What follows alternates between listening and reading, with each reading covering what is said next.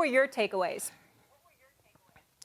Well, you know what? Doc Rivers was not lying, right? And he has a history of showing like players that he want to mend a relationship and get things right. We know what he did with DeAndre Jordan when he was with the Clippers. I mean, they pulled up to his house and locked him in his house until he signed the dotted line to come back to the Los Angeles Clippers. Here it is, right? When I listen to Doc, I know it's coming from the right place. I watched Doc have to go through these battles when I was with the Boston Celtics, when it was a time when CP3 and Rondo discussion for a trade for Rondo was coming about, and Rondo played through it, and we got Rondo back in the right frame of mind. We went through it for about 2 weeks where he didn't speak to nobody in the locker room, and Doc changed all of that. And I get right now Ben Simmons is pissed off, but Ben Simmons also got to be held accountable. I mean, like, he didn't show up. He's asking Philly to cover up for him for not producing on the floor.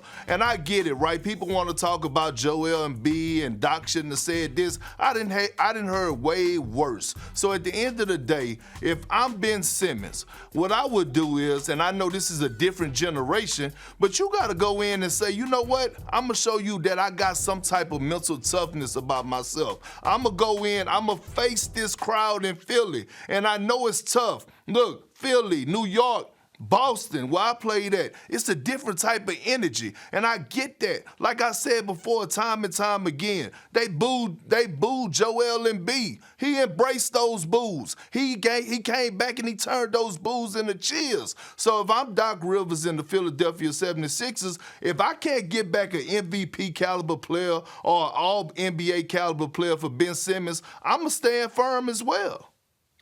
Well, first of all, let me say this, man.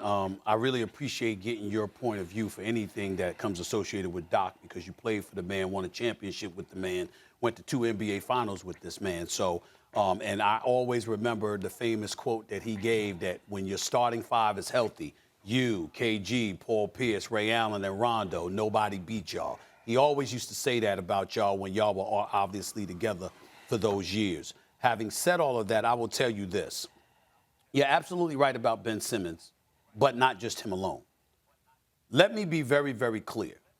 Ben Simmons looks very, very weak in this whole argument because you want to leave after you messed up.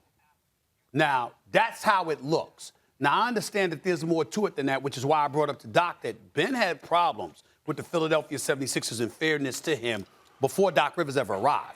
He had problems with things schematically in the Brett Brown era, and he questioned whether or not he should coexist with Joel Embiid. Remember, the Sixers in 2018 went on a 17-game winning streak.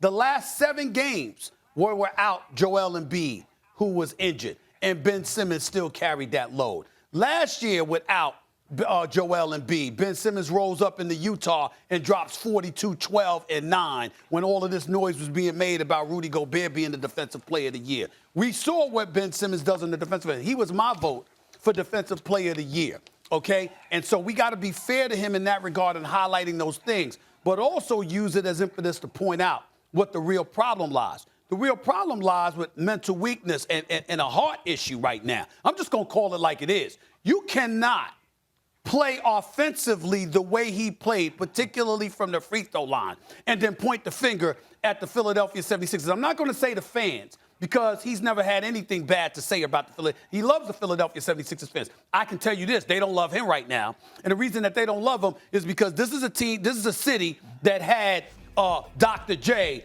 that had Billy Cunningham, that had Andrew Toney and Maurice Cheeks and Moses Malone, and then ultimately Allen Iverson and Charles Barkley before that. And if nothing else, those brothers had heart.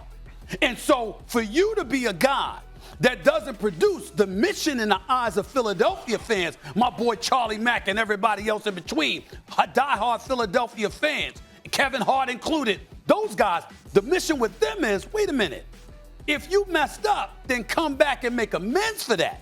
Don't want to skip town, don't want to run out. And so that's a problem. Ben Simmons looks weak. Here's where the 76ers could potentially look weak, Kendrick. If the 76ers are looking for the league and Adam Silver to step in, well, wait a minute. You have the power to fine him. Mm-hmm. You have the power to suspend him. You have the power to protest, giving him 50% of his salary basically before the season starts if he's already declared that even though he's completely 100% healthy, he refuses to show up. For you to look to the league for assistance, to do something you have every bit of power to do yourself, that is what will make the 76ers look weak. And I'm here to tell you something, Kendrick. Remember all of those trade scenarios? And put Kendrick, thank you, put him up on the big screen. Remember all of those trade scenarios that I talked about at the beginning of the show, CJ and all of this other stuff? Mm-hmm. Here's another thing that could have happened. Kyrie could have ended up in Philly. Sean Marks couldn't do that because KD wasn't having it. KD wasn't having it. KD like, Kyrie everything ain't going no damn place. Mm-hmm. Let me tell you something right now. Philadelphia might have said no, but I assure you, if it were not for Kevin Durant, the Brooklyn Nets would be interested in making that deal. Because let's call it what it is. Kendrick Perkins, I'll say it right here on national television. If Ben Simmons was in Brooklyn with KD and James Harden, it's a wrap. It's a wrap. They winning the chip. I still think they're winning the chip anyway, but they damn sure win the chip.